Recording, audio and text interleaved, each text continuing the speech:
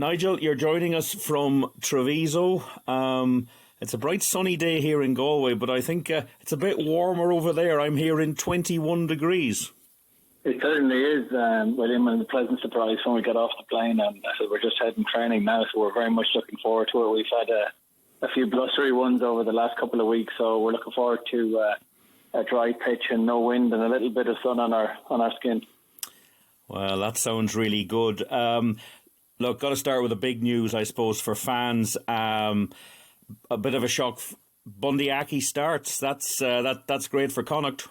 Yeah, look, we got wind of it earlier in the week that if he wasn't involved with the national team, that he was keen to play again. He just feels that the thing that's holding him back as national team is that lack of sort of match sharpness. So if he wasn't involved with them, he was keen to be involved with us. So I said we're delighted that he's available, and I mean we were happy enough that young Sean O'Brien would have started in his absence, but no, he's back, and I said he's raring to go, and he feels he's a point to prove. So I said we're very much welcome him with open arms.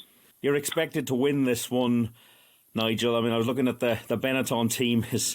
They're stripped of an awful lot of players. Is that a danger that if you don't get to the right pitch of this game, it could get a lot more difficult than it should? Yeah, like Treviso, no matter what team they put out, the interesting thing with them, it's, I think with the exception of the last time we played them, I know they haven't won this season, but they've been very close in a lot of their games, and I think 3 or 4 times they've lost when the clock has been in the red on the 80th minute, and I think there's 5 or 6 of their losses have been less than the score. We did, unfortunately enough, we got a bonus point when we played them back in early December.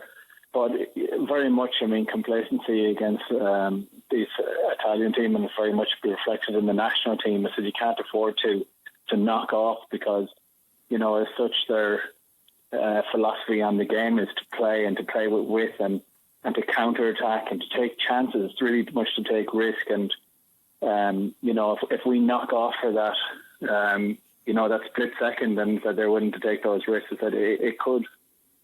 you could end up finding yourself under your sticks and kind of scratching your head and wondering what happened. And so we very much need to be kind of clocked on for all of the little moments that are there. But as I said, we have a strong side. We know what we're looking to do. We have a good game plan, and I said it's just about sticking to it and repeating the process that every time we get an opportunity, and just be clear of what we're looking to achieve, and then having that ruthless streak to take advantage of all of those opportunities. Yeah, Conor Fitzgerald starting at 10, Jack's on the bench. John Porch doesn't start a game, I think, for the first time this season, but he's on the bench. Tiernan O'Halloran's at 15. Paddy McAllister's come back into the front row. So there is a few changes, but it still looks a very strong team all round, right through the 23.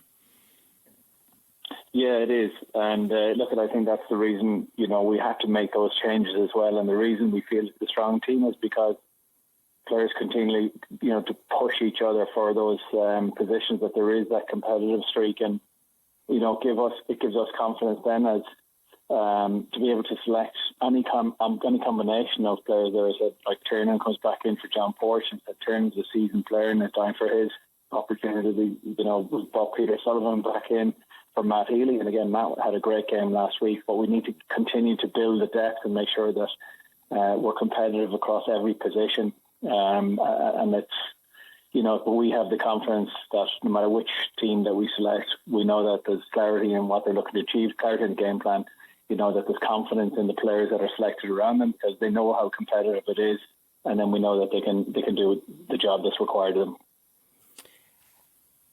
Is it a fair comment that this is the sort of game you might want to win with your skill set more than getting involved in an arm wrestle? That if Connacht get their pattern going and they play it with real fluidity, they should that's the way to beat a side like this, rather than trying to get involved in an arm wrestle.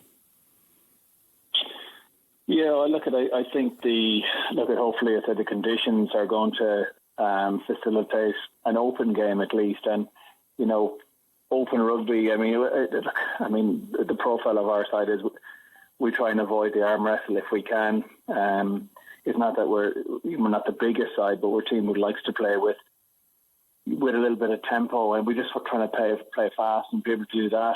Look, it helps when the ground is dry and you're not into gale force wind. So that's our sort of identity of how we play. Of course we have to be adaptable when the weather is poor, and it does make it a bit of a slogfest. But no, it's teed up very much to work in our favour and to play the type of game that we enjoy playing, and we know we can be quite effective at it if we're accurate. But what Benetton bring, they are an extremely physical team. We found out that in not only in December but last year in every game. They're extremely physical. They pushed with a similar team. They pushed Munster, right to the 80th minute only a few weeks ago. So they do bring extreme physicality. They do throw the ball around. We must be aware of that, and we just can't afford that. Our skills get loose, that we think it's that it turns into like a sevens game where we're just going from side to side. We need to be able to create dents in their defensive line, apply pressure so they're on the back foot, and then we'll earn the rewards on the back of that.